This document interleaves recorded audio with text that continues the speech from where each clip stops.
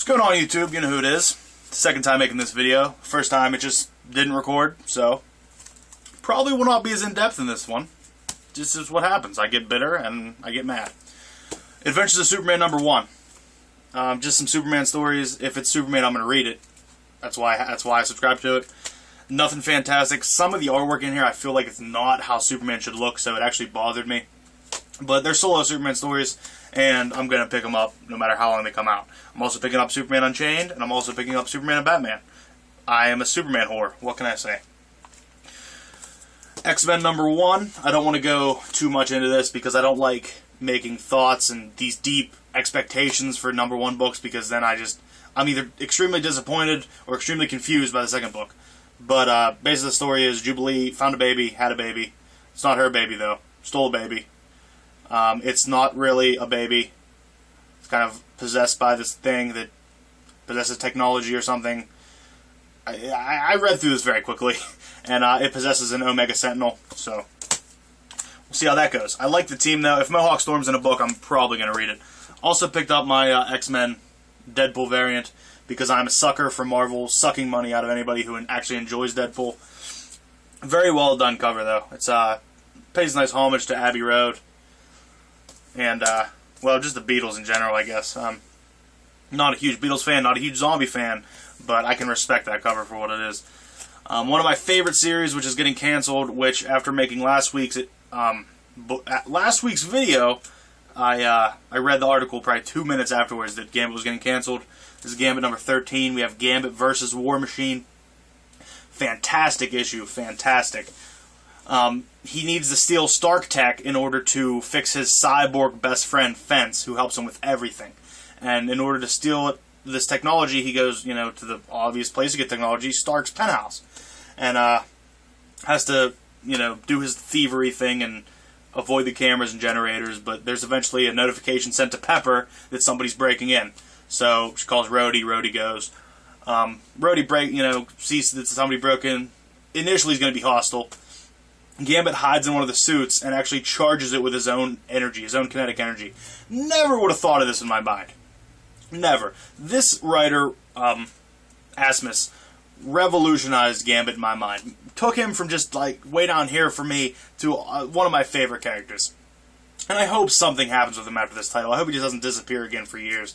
I absolutely love this book though. That would have been the pick of the week if it wasn't for this. And it's New Avengers #6. I love what Hickman's doing in New Avengers and Avengers.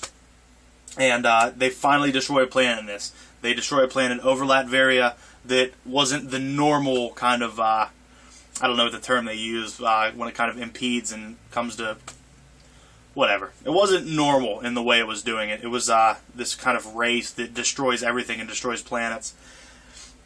There was nothing living on it because they already destroyed that one, and they just use it long enough to jump to another one, and they kind of use a piece of its core to plant the seed of poison on the new planet.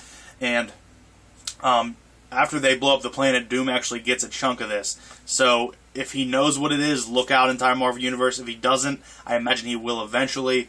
But I absolutely love this book. I love this title. Every month this comes out, I'm so excited. Every month I get this. Every week that it comes out, I'm so excited. And then a book that is kind of just there, and if it wasn't $2.99, I would drop it, is Morbius. I feel like they're setting a lot up in this book, and I feel like they're not going to have enough time for the payoff. It's probably going to get canceled because I don't think anybody is reading this, and nor would I recommend them to be. Earth 2 Annual #1, a book that I thought was no Batman. I get Batman. Yay. But I'll see how they develop the character, see who he is, see what's going on. The annual wasn't nothing fantastic, but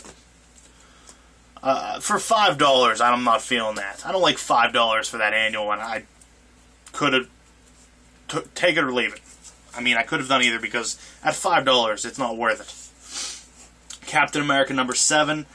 I stuck with this because I really enjoyed what Rick Remender was doing. He spent the first 6 issues pretty much just building up this character and showing us a different Captain America that we didn't know. Showing somebody who actually broke under pressure, and showing somebody who couldn't take any action because he actually physically couldn't. And we actually see glimpses of the Captain America we know in this book, where he decides to take action. He uses his words and his logic to actually convince Zola's daughter to help him, and a very good conversation between them two. And at the end of this, he actually gets shot by the boy he's trying to save, who he considers his son, because Zola has him already brainwashed. Or does he? Very good, though. The only problem with this for me is I don't like John Romita's artwork, so it's not that great to look at for me. I guess they're going back to the normal dimension now. They're getting away from Dimension Z, going back to the normal dimension. Captain America talks about getting his Avenger friends to help. It will be interesting to see the interaction, or even, he's been there for how long? Are the Avengers still around? What variation of the Avengers? Is time completely different between the dimensions? It's interesting to see. Justice League of America #4, a book that surprised me, which books usually don't surprise me. I usually expect what's happening, or it doesn't really surprise me. Catwoman, spoiler, gets shot in the head. Just gets shot in the head. Didn't expect it. Was pretty awesome, though. Martian Manhunter's backstory in this is incredible as well. But what Catwoman says before she gets shot is that Batman will have vengeance. And I didn't like that. I didn't feel that was... I felt like she wasn't relying on herself as much. She just felt like she had a safety net, and she really didn't. She seemed very weak, is what I'm saying. She should have... I don't know. I'm not a huge Catwoman. I don't have a vast knowledge of Catwoman, but I feel like she should have been a little stronger than that, rather than just saying, Batman will get you. Well, look out. Next, Uncanny XForce #5. Really enjoying this title. Psylocke and Storm are inside Bishop's head, trying to figure out who possessed him and why he's snapped. Some quick anecdotes about his past when he was hunting Hope and whatnot. They eventually find out who it was, and then it kind of just cuts out. I guess they're going to delve deeper into his head next issue. But it shows that Psylocke was actually stolen from where they were while she's in her dream state, doing her whatever, telepathy, whatever, by Phantom X. And I think it's a female Phantom X. I can't really remember her name right off the bat, because I know there's Phantom X, there's Dark Phantom X, and then there's her. But, Cluster. I think her name's Cluster. But, it was awesome. I mean, the little banter between Puck and Spiral was awesome, too. They're just drinking Jaeger and talking about old times, which was interesting.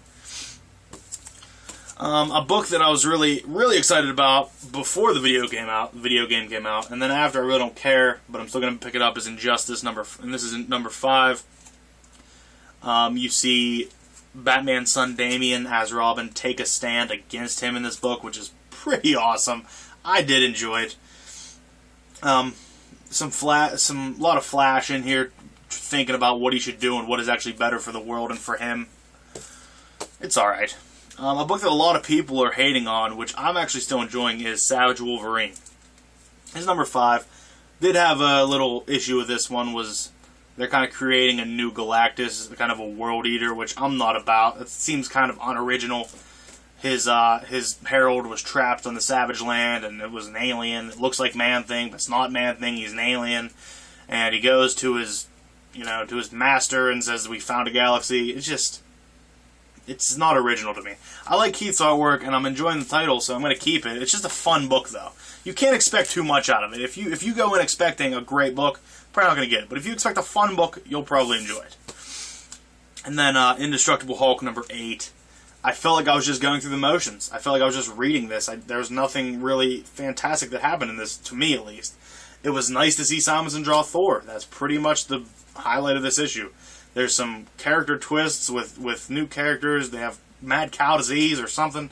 I just really wasn't feeling this. I'm not dropping it because I enjoy it, but that issue wasn't there for me. Digital codes available are Indestructible Hulk, Savage Wolverine, Uncanny X-Force, Captain America, New Avengers, and I think there's a digital code in the variant edition. I mean, I'd imagine there would have to be, but that means I would have 2 X-Men codes. If you want any of those, shoot me a private message or comment in general. Let me know what you think, and if you agree with me or disagree with me, because, I mean, I like to talk to people. But thanks for watching, and as always, remember, have a great day.